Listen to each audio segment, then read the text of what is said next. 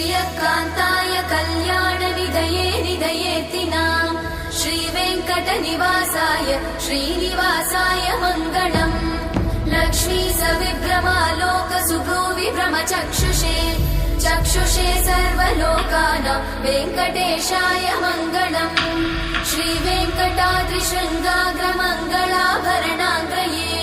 मङ्गलानां निवासाय श्रीनिवासाय मङ्गलम् सर्वावयव सौन्दर्य सम्पदा सर्वचेतसां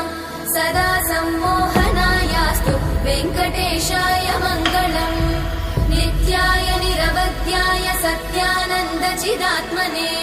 सर्वान्तरात्मने श्रीमद् वेङ्कटेशाय मङ्गलम्